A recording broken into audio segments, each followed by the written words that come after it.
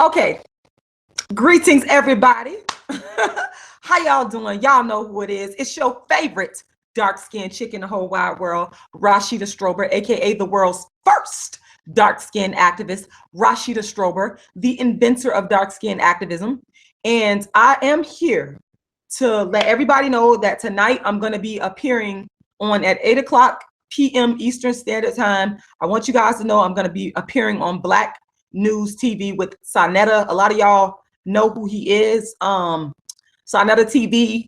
Shout out to Sonetta TV. Shout out to the brother that got me on there. You know, thank you very much. I just did an interview today with O'Shea. A lot of people may find that unusual. They may say, well, Rashida, why are you going on to these, you know, this man's channel when he made a video about you? It's like I said before, folks, it's all about creating a dialogue. This is what I do. This has been the goal all along. And if you are really following me and understanding where I'm coming from, and if you are really agreeing with, you know, the Black man coming back to the dark-skinned Black woman in balanced numbers, because once again, I know that and I don't expect for all Black men to date exclusively dark-skinned Black women. That's never been the argument. That's never been what I've been saying.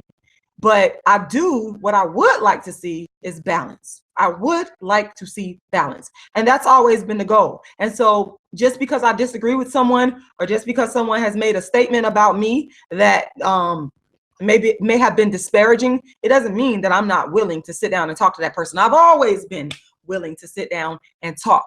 So with that being said, tonight, I'm going to be on Sonetta TV, 8 p.m. Eastern Standard Time. I'm going to be talking about the case for the dark-skinned activists. Like the evidence is overwhelming that we need a dark-skinned activist. I knew that a long time ago. I knew that way back in 1998, and that is why I continue to do the work that I do. Now, let me get to why I just had to make that quick announcement. Want to say shout out to everybody that has purchased the book.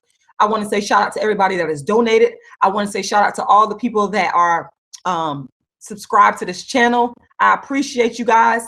Real quickly, I'm going to my live event and I'm going to pause it because I'll hear myself talking. But I just want to check out. There we go. I want to check out the comments here in the comment section. Thank you very much. I appreciate that. Hey, Malefi, I'm probably pronouncing your name wrong. I do apologize for that. Hey, Philip, Max Potential, thank you very much. I appreciate that. I want to say this right here. This is very important. I want people to know that I am not at war with Black men. I have never been at war with Black men. I am not competing with Black men. And I think that,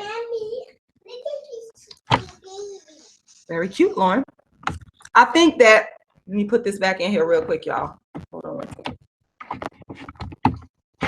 I'm not going to be on here too long because I'm actually getting prepared for my my talk interview. I'm going to be giving tonight on Black News with Sonetta TV. But the thing is, I think that, you know, all this competition going on, it seems like there's a competition to see who's gonna win whatever, because I think, you know, we're all gonna lose if we can't figure out a way to work things out. That's the bottom line. I'm not here. I've never been here. It's never been my stance to compete with Black men. And I feel that that's what's going on here. I feel that it's some type of competition to see, can I take you down, or can you take me down, or who's going to be the last woman, or who's going to be the last man standing. That should not be the case. We as women should not be here. I don't care what anybody says. And everyone has their opinion. But I must say, we as Black women, I don't feel that there's a competition with Black men. The reason why you guys have seen me, and a lot of you have followed me for so long, I appreciate that. You know that what I've always been speaking on is reconciliation. Let's be honest. You could drop your comments below. You could drop your comments in the chat box. It's always been about reconciliation. That's the key. That is the key, people. And so I'm not here, and I want to make that real clear. Hey, Sarah and Ryan, I want to make that real clear, because This whole situation is coming to a head, and it's like, it's unbelievable. The censorship, the infringement on free speech, it's like it's a battle, a competition. And I'm not a part of that. I don't ever want to be a part of that. I've never been a part of that, people.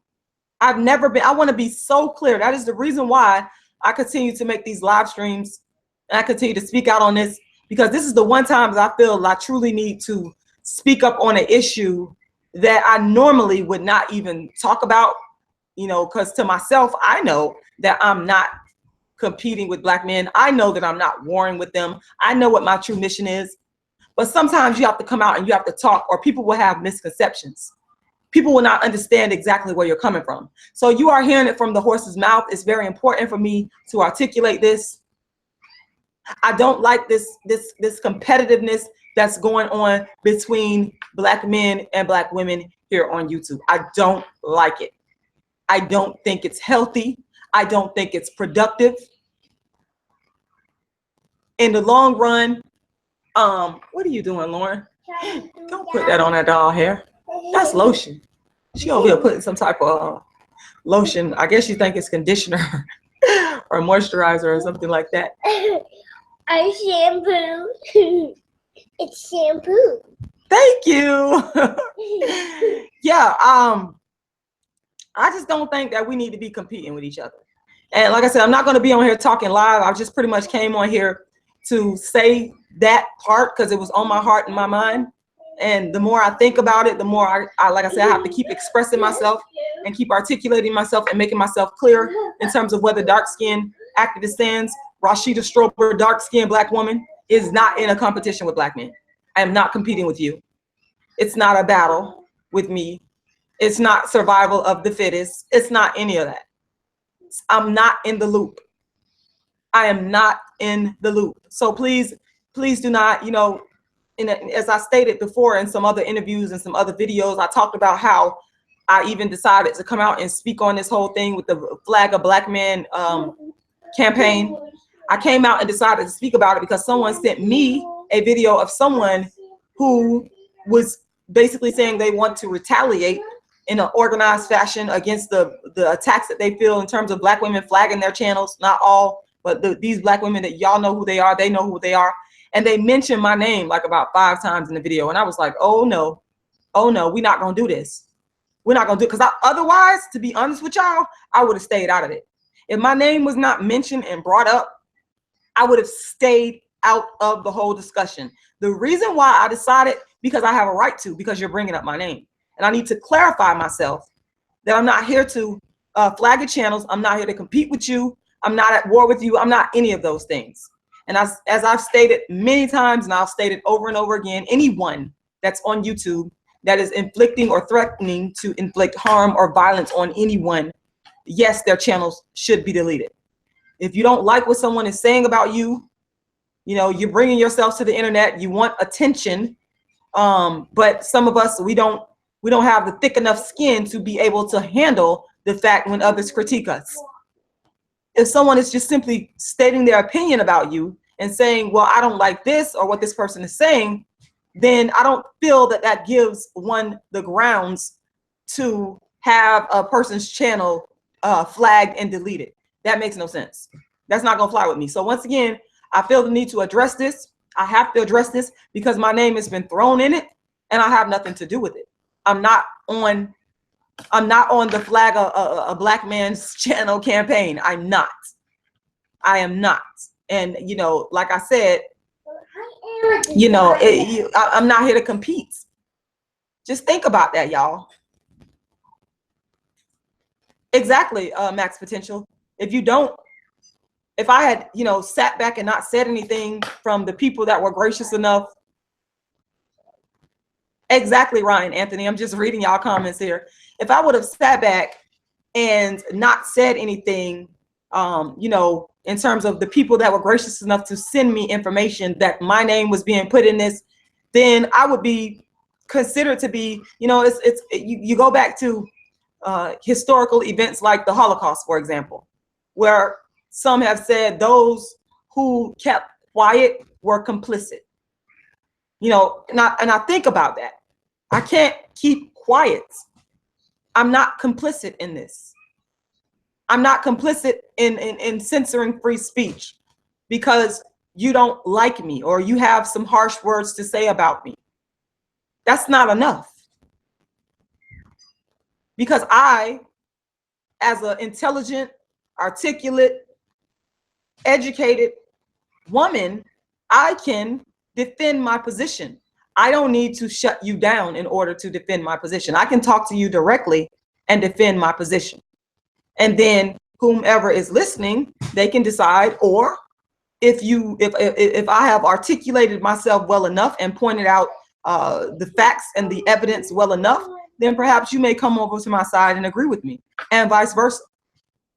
I can do that. We can do that. So there is no need, you know, and I want people to clearly understand where I'm coming from. There is no need based upon that, based upon my ability to engage in intellectual discourse. There is no need for me to participate in flagging anyone's channel. Based on my history of making it publicly known that I am willing to talk to anyone. That's the way I am. I will talk to anyone that's willing to come on this camera and talk about the issues that I espouse in regards to dark skin activism or any other issue. I've always been open about that. So why would I then go and be a part of something that curtails that type of free speech? Rashida Strober, dark black woman, is not competing. I'm not here to compete against you, black men. I'm not. I am not. I'm not here to compete. I'm not here to flag. I am not here to censor.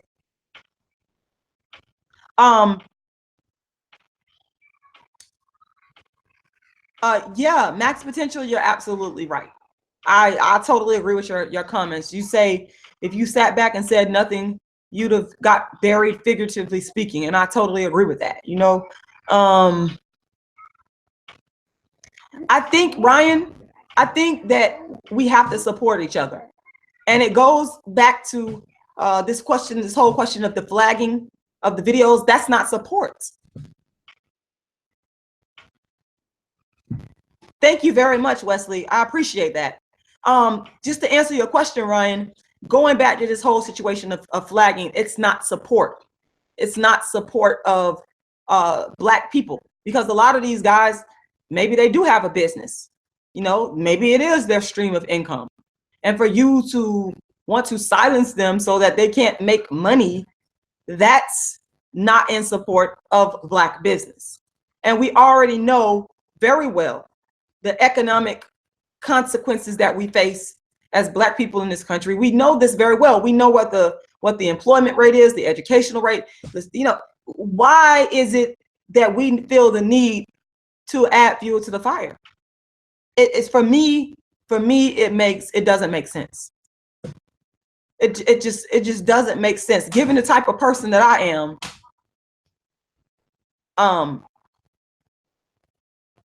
That's a great question. You say, Mr. Dome, you say, what can brothers do to earn trust from sisters? The dialogue. That's the thing. I've been saying this from day one of dark skin activism. If you guys ever get a chance to come out to, I'm on tour right now, the Dark Skin Activist Tour. And thank you to everybody that's supporting that tour. If you guys ever get a chance to come out to the Dark Skin Activist Tour featuring a dark skin woman's revenge, I do a talk back. It's a marvelous, marvelous, marvelous event. Let me tell you, I gotta say, you will understand that my whole intent has always been to create that dialogue. And when we create a dialogue and we start to talk and discuss our grievances and our problems, we, going back to Dr. Neely Fuller, I love Dr. Neely Fuller because he talks about replacing a system of injustice with justice.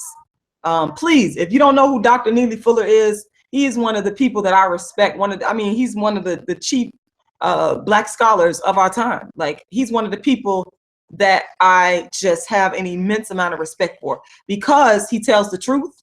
There's no sugarcoating with what he says, and he also presents a solution. Replace a system of injustice with justice. And I love that because that's what I'm about. And how do you do that? You talk about things. He talks about grievances. If you ever listen to some of the his radio talks and stuff, some of the talks that I've caught with him, I noticed that he talks about, okay, if you see injustice going on, if you see it on a job, for example, or in schools or wherever, you go to the person that's the decision maker, or the person that's over the entity, and you say, I want to report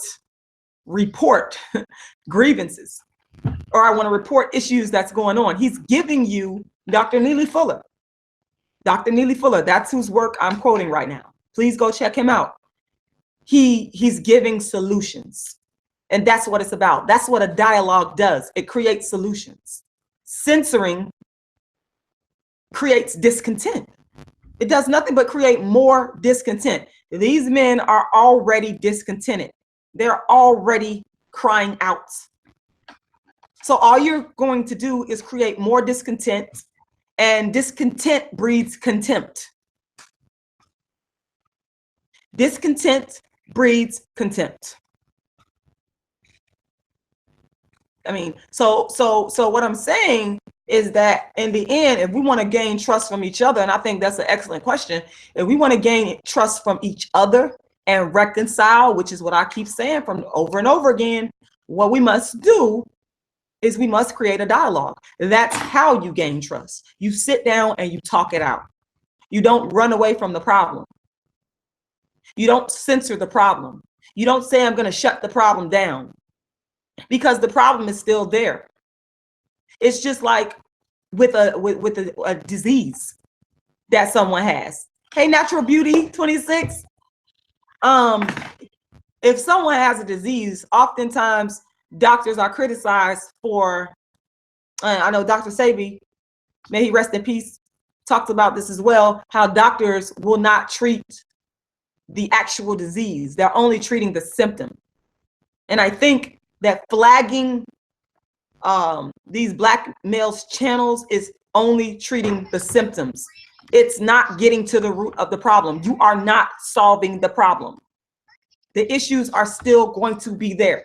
Like I said, these Black men's channels who have been shut down, you're only going to exacerbate the problem. They're going to come back harder and stronger. I'm just giving you the facts. You don't have to agree with me. Hey, I never ask anybody. I just say what I have to say, and that's just what it is. I'm not here to hold on, guys. I'm not here to force anyone to agree with what I'm saying, because I feel that if I have the facts on my side and I can present and articulate the truth, I'm confident that people will come to the right conclusion anyway, based on the facts, based on the evidence. So, you know, that's pretty much what I had to say. I'm not going to be on here too long because, like I said, I am getting prepared. Hey, Dorothy. I am getting prepared for tonight. I want to remind you guys, tonight I'm going to be on Sonetta TV. Okay, Lauren, I got this thing over here. I got these technical difficulties here, but we're gonna work it out. I'm going to be on Sonetta TV tonight at 8 p.m. You can go onto his channel and watch it. It's Black News, Sonetta TV. Go onto his channel, watch it. I don't have the link yet, but I'm just letting you guys know it's going to be at 8 p.m. Eastern Standard Time. Y'all will find it. Y'all will find it. And if I get time, I might hop back on here on a YouTube Live and just quickly let y'all know, hey, you know, remind you guys, or I'll go onto my Facebook Live and put the link there and remind you guys. Thank you, Natural Beauty 26. And I just want to say again, and I can't say it enough, I want to say thank you to everybody. Yeah, because you know, Wesley Butts, hold on one second, Lauren, let me finish explaining this and we'll get out of here. I've been working since 1998 in the promotion of dark skin activism. I started dark skin activism back, because some of you guys don't know this, you might be new subscribers. I started dark skin activism before YouTube, before there was Facebook, before there was social media. I've been doing dark skin activism on the ground level. I speak in schools. I perform my live show, A Dark Skin Woman's Revenge. Like I said, I'm on tour right now with the Dark Skin Activist Tour. Just came fresh off of the first stop, which was Tucson, Arizona, where the show went off wonderfully. I'm in talks right now with a producer out in Phoenix that came to the show that wants to bring the show to Phoenix, Arizona, because he is a Black male who feels that it was very important. He witnessed the impact, the dialogue. He saw it with his own eyes. Shout out to Kim. She's the one who actually co-produced the show. She's the one that, you know, said, hey, Rashida, I want you to come out here. Like going to Chuck E. Cheese? Hold on, because you're making this come out. No problem, honey. Shout out to Kim. If you're watching this, I can't thank you enough, because you saw the vision and we put it together about almost a year ago. We went through a lot of obstacles. The point is this is what I've been doing for the longest, since 1998, and I'm never going to stop, because it's right here in my heart. It's right here, and I've taken a lot of criticism. That's why I don't understand. If you're bringing something to the internet, if you're bringing something to the world, then expect criticism. You're not going to get a total 100. That's a dictatorship. That's a dictator. Do you want to be dictators? Do we want to engage in a dictatorship of the Black community? Is that what we want? Or do we want free expression? We have to ask ourselves these questions. I'm not interested in a dictatorship. What I want to do is get my views out there. And once again, I think the people are intelligent enough to come to their own conclusion based upon the facts. So I've been putting in this work since 1998. Rashida Strober, the world's first dark-skinned activist. Rashida Strober, the inventor of dark-skinned activism. I'm writing a book right now. It's called Inventing Dark-Skinned Activism, where I'm detailing the history of the birth of dark-skinned activism. Okay? No, it's okay, Lauren. I got to get out of here because I got to kind of get my technical stuff here together. I have this charger in the side of my laptop here, and it keeps coming out. If you just like touch it a little bit, it'll come out. But anyway, that's just a little bit of history for those of you that, you know, you might be new to my channel. And I do encourage you to go to my website. Check me out. You know, my website is the dark skin. I'm gonna put it right here. The darkskinisbeautifulcampaign.com. There we go. The darkskinisbeautifulcampaign.com. I'm also going to encourage you guys, please go ahead and get my book. I have 2 books that I have actually available. I could send you an autographed copy if you want the books. A Dark Skin Woman's Revenge, the book about reconciliation between Black men and Black women. Darkism, 25 ways dark-skinned people are discriminated against. These books are $25 each. And if you purchase them, of course, I will be sending you an autographed copy. Yes. And I'm going to put the link here so where you can go directly and purchase it. Hold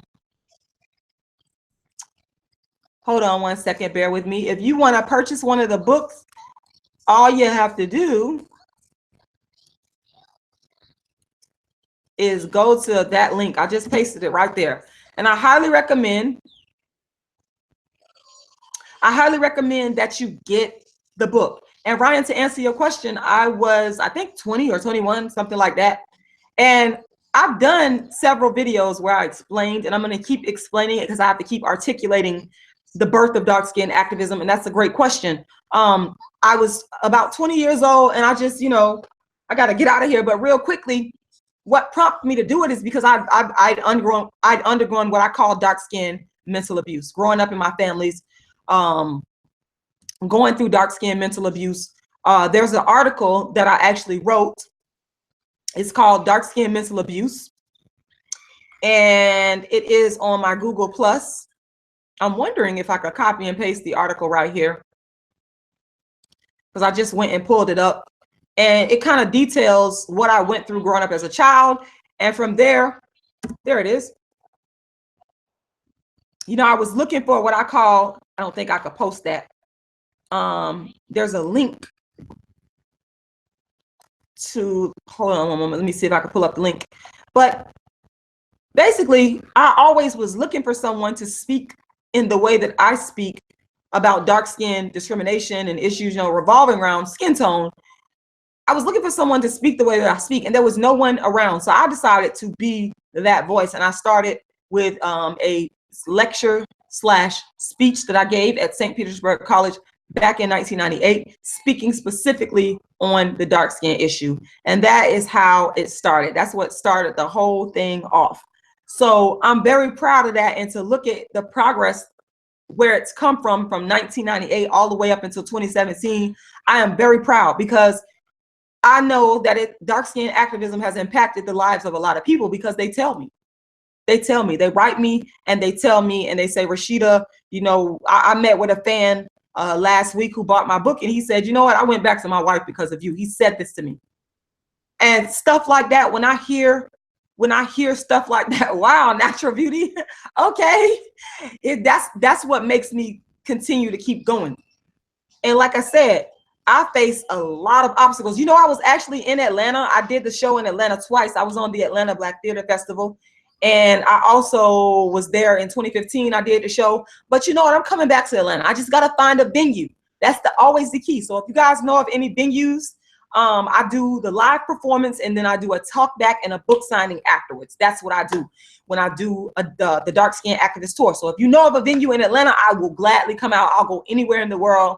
I've been into a lot of cities bringing the Dark Skin Activist Tour. It's just, I've just been doing so much since from 1998 all the way up until now. Like, it's a lot. So I encourage you guys to go to my Facebook page. There's so much information. Click that about, and it'll give you my bio. It'll give you a history. If y'all even look at the description box, in all of my YouTube videos, I always include the history of how I started dark skin activism. I talk about the history of, you know, the play A Dark Skinned Woman's Revenge. I explain to you the history. I have tried to plant it in as many places as possible, because people want to know. And I realize years from now, when I'm, you know, when I'm older, like, you know, in my 80s and 90s, I have to lay down that history. So that's why right now I'm actually putting the finishing touches on the definitive book, Inventing Dark Skin Activism, the Rashida Strober story. That's coming out. I'm editing that book right now. It's going to be coming out soon, and it's going to answer all of y'all questions. And if it doesn't answer your questions, guess what? I'll write a part 2, Inventing Dark Skin Activism part 2. But Inventing Dark Skin Activism, I'm editing it right now as we speak, and I hope to release it so soon. So yes, thank you guys for watching. I hope I answered your question. And by the way, if you want to, you know, if you got more questions, just email me. My email address is darkskinisbeautifulcampaign@gmail.com. darkskinisbeautifulcampaign@gmail.com. Well, thank you, Roger. I appreciate that. I really, really appreciate that. Hey, the Brown Girl Network, thank you so much for your support. I appreciate you. I love you. I appreciate every single one of y'all. I cannot say that enough. Spirit of Truth, thank you so much. I appreciate you. Every chance I get, I'm gonna thank y'all, because I'm here for the people, and it's the people that actually gonna make or break you. That's really what it is. I mean, I'm a truth teller, but I'm a truth teller here for the people. So that's why I say I thank y'all so much for y'all support, and I love y'all, and I really appreciate y'all. That's from here. That's from here, and that's also from here. I want y'all to know that. So, you know, y'all know I love to talk, but like, for real tonight, I have got to get out of here, because I will be on here like forever talking to y'all, because once I get going, it's hard for me to stop. It's hard for me to stop. So signing out, Rashida Strober, the world's first dark skin activist. Rashida Strober, the inventor of dark skin activism since 1998. Rashida Strober, your favorite dark skin chick. I see y'all tonight on Sonetta TV. Y'all check that out. And don't forget to get the book, A Dark Skinned Woman's Revenge, and Darkism, 25 Ways Dark Skinned People Are Discriminated Against. I'm signing out. The Dark Skin Activist is signing out. Peace.